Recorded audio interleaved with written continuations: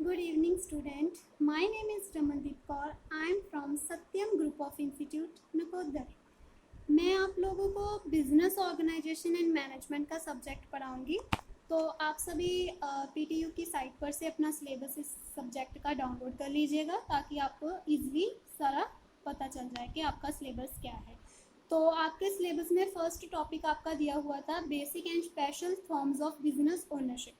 तो आज हम ये करेंगे फॉर्म्स ऑफ बिजनेस ओनरशिप, और इसको टाइप ऑफ बिजनेस भी कहते हैं। ये हेल्प करता है ये डिस्क्राइब करने में, ये बताने में कि कोई बिजनेस जो है वो कैसे चल रहा है, कैसे वो ऑर्गेनाइज्ड किया गया है, उसकी हायरार्की लेवल कैसा है, कैसे उसको वो चल रहा है। तो हमारे पास मेनली 3 बेसिक फॉर्म्स होती हैं बिजनेस ओनरशिप की। First one is sole proprietorship, second one is partnership and third one is corporation. तो आज हम सबसे पहले सोल प्रोप्राइटरशिप करेंगे। सोल प्रोप्राइटरशिप एक ऐसा बिजनेस है जो सिर्फ और सिर्फ एक पर्सन रन करता है, उसका मालिक सिर्फ और सिर्फ एक पर्सन होता है, उसको हम कर्ता बोलते हैं।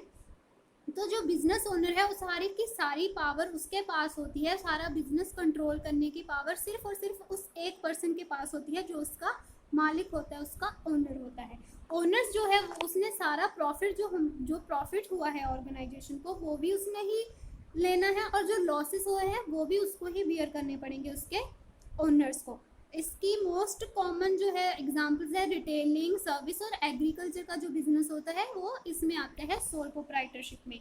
तो सबसे पहले हम इनके एडवांटेजेस एंड डिसएडवांटेजेस करेंगे। पहले एडवांटेजेस करते हैं। फर्स्ट एडवांटेज है इजी टू सेटअप। जो सोल प्रोप्राइटर का बिजनेस होता है उसमें लीगल फॉर्मेलिटीज बहुत कम होती हैं, कुछ कुछ को होती है, नहीं तो नहीं होती, बहुत कम ही होती हैं, अगर होती भी हैं तो इससे क्या है कि जो बिजनेस है वो इजीली सेटअप कर सकते हैं, क्योंकि जब लीगल फॉर्मेलिटीज आ जाती हैं तो बिजनेस को स्टार्ट करना बहुत ही डिफिकल्ट हो जाता है, क्योंकि लॉन्ग प्रोसीजर होता है लीगल फॉर्मेलिटीज का।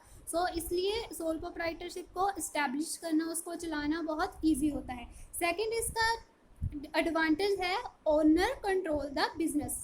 मैंने आपको पहले मीनिंग में बता दिया कि पूरा का पूरा जो बिजनेस है वो सिर्फ और सिर्फ एक पर्सन ने कंट्रोल करना है, जो उसका मुखी है, जो उसका करता है, ओनर है जो उसका, उसने ही सारा का सारा बिजनेस है जो कंट्रोल करना है। Third is fast decision making. जो डिसीजन मेकिंग होती है सोल प्रोप्राइटरशिप की बहुत ही फास्ट होती है। क्योंकि उसमें सिर्फ और सिर्फ एक पर्सन होता है जिसने डिसीजन लेना है। उस पर्सन ने किसी दूसरे पर्सन से ये नहीं पूछना कि मैंने ये करना है कि ये करना है, उसने सिर्फ और सिर्फ अपनी चॉइस का डिसीजन लेना है जो उसको सही लगता है। जैसे बाकी है वो अदर कॉरपोरेशन, बिग इंडस्ट्रीज होती हैं जहाँ वहाँ पर जो बहुत सारे शेयर होल्डर होते हैं, तो वहाँ सबके डिसीजन लेना पड़ता है, पहले मिडिल लेवल का डिसीजन, फिर टॉप मैनेजमेंट का डिसीजन। बट जो सोल प्रोप्राइटरशिप है वहाँ सिर्फ एक पर्सन का डिसीजन होगा, तो वहाँ क्या होगी, फास्ट डिसीजन मेकिंग होगी। Next is no need for complex financial report. जो कॉम्प्लेक्स फाइनेंशियल रिपोर्ट है सोल प्रोप्राइटरशिप में वो भी बनाने की ज़रूरत नहीं होती, क्योंकि सोल प्रोप्राइटर को ये ज़रूरी नहीं होता कि उसने जो अपनी फाइनेंशियल रिपोर्ट है वो पब्लिश करनी है। जैसे बड़ी बड़ी कॉरपोरेशन में होता है कि उन्होंने अपने फाइनेंशियल ईयर के एंड पर अपनी जो सारी रिपोर्ट्स हैं वो पब्लिश करनी होती है, बट सोल प्रोप्राइटरशिप पर ऐसी कोई कंपल्सन नहीं है कि उन्होंने अपनी फाइनेंशियल रिपोर्ट्स जो है वो इस्टेब्लिश करनी है, डिफ़िकल्ट जो फाइनेंशियल रिपोर्ट्स होती हैं वो पब्लिश करनी है। सो ये इसके कुछ एडवांटेजेस थे। नेक्स्ट हम इसके डिसएडवांटेजेस करेंगे। फर्स्ट है डिफ़िकल्ट टू ग्रो। जो सोल प्रोप्राइटर का बिजनेस होता है वो सिर्फ और सिर्फ एक पर्सन पर डिपेंड करता है, तो उसने ही डिसीजन लेना, उसने ही मैनेजमेंट करनी, उसने ही सारा करना। तो उस सिर्फ एक पर्सन के लिए ये सारे काम करना बहुत डिफिकल्ट हो जाता है। इसलिए क्या हो जाता है कि जो बिजनेस है वो इतने हाई लेवल पर वो ग्रो नहीं कर सकता। Difficult to get capital. जो सोल प्रोप्राइटरशिप होता है उसके कॉन्टैक्ट्स इतने ज़्यादा नहीं होते, उसने सिर्फ और सिर्फ जो कैपिटल लगानी है वो सिर्फ कुछ फ्रेंड्स वगैरह से लेकर लगा सकता है, तो उसको लोन लेने में थोड़ी प्रॉब्लम आ जाती है, तो डिफ़िकल्ट हो जाता है अपने कैपिटल मतलब कि बिजनेस में जब उसने बिजनेस स्टार्ट करना है तो उसने पैसा जो लगाना उसको हम कैपिटल बोलते हैं। तो इससे क्या है वो डिफ़िकल्ट हो जाता है। जब वो अकेला पर्सन है तो वो सारे फिनेंशियल रिसोर्सेज को हैंडल नहीं कर सकता, सारे फिनेंशियल रिसोर्सेज से अपने जो कैपिटल है बिजनेस के लिए वो पूरी नहीं ले सकता सिर्फ अकेला person. Third is liabilities unlimited. Liability क्या होती है? लाइबिलिटी होती है, मान लीजिए मैंने किसी से चीज़ ली है, कोई चीज़ ले ली मैंने किसी से, और मेरी लाइबिलिटी बनती है कि मैंने उसको वो चीज़ वापस करनी है पूरे टाइम पर, वो मेरी लाइबिलिटी है। तो जो सोल प्रोप्राइटरशिप होती है उसकी जो लाइबिलिटी होती है वो अनलिमिटेड होती है, क्योंकि वो अकेला पर्सन है। जो उसने कर्जा किसी से कर्जा लिया है तो उसने वो कर्जा अकेले ने वापस करना है, उसमें उसके एम्प्लॉयज़ का कोई रोल नहीं होता। वो उसने अकेले ने ही सारा जो खर्चा है, सारा जो कर्जा है, वो सारा उसने अकेले ने बियर करना है। तो इससे क्या होता है कि कई बार ऐसा होता है कि जब वो कैपेबल नहीं होता कि उसने अपना जो सारा कर्जा, जो लोन लिया, उसने वापस कर पाए, तो कई बार उसकी जो प्रॉपर्टी होती है वो भी चली जाती है। तो इसलिए कहते हैं कि जो सोल प्रोप्राइटर होता है उसकी लाइबिलिटी जो है वो अनलिमिटेड होती है। Next is limited management skill. जो सोल प्रोप्राइटर होता है वो हर एक काम में एफिशिएंट नहीं हो सकता, उसके पास इतना टैलेंट नहीं होता कि वो जो अपना बिजनेस है उसे एफिशिएंटली रन कर सके। उसमें मैनेजमेंट जो स्किल्स होती हैं, मैनेजमेंट के लिए जो स्किल्स चाहिए वो उसमें बहुत कम स्किल्स होती हैं as compare to other persons. Next is partnership. Partnership एक एसोसिएशन होती है दो या दो से ज़्यादा पर्सन की, जो इकट्ठा होते हैं एक बिजनेस चलाने के लिए। एक बिजनेस चलाते हैं इकट्ठा होकर प्रॉफिट मेकिंग के लिए, प्रॉफिट कमाने के लिए।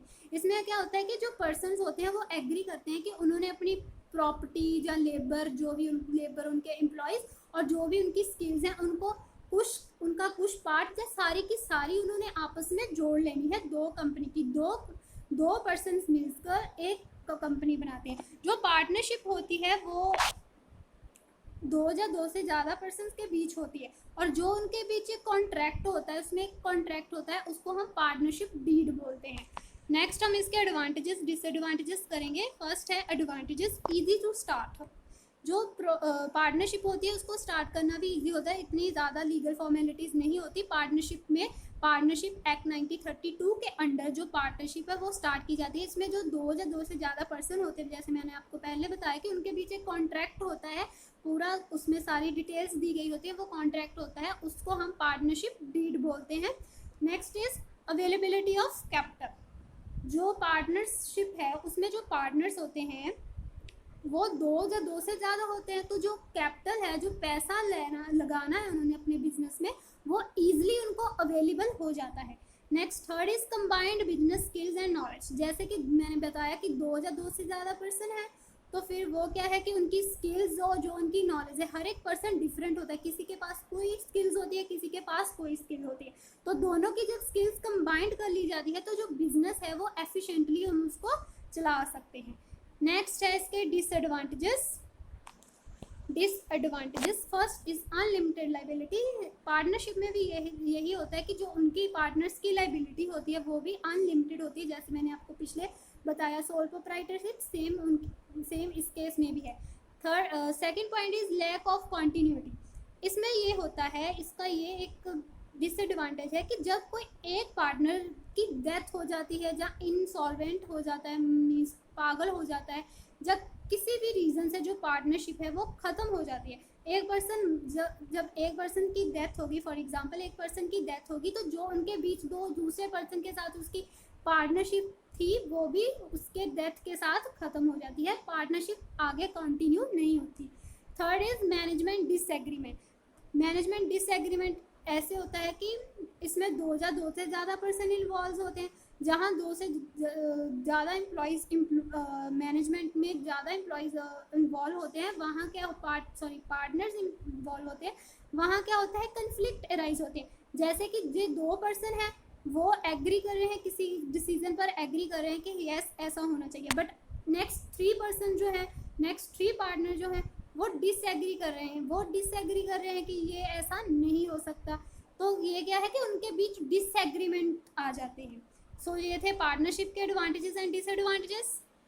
नेक्स्ट है कॉरपोरेशन।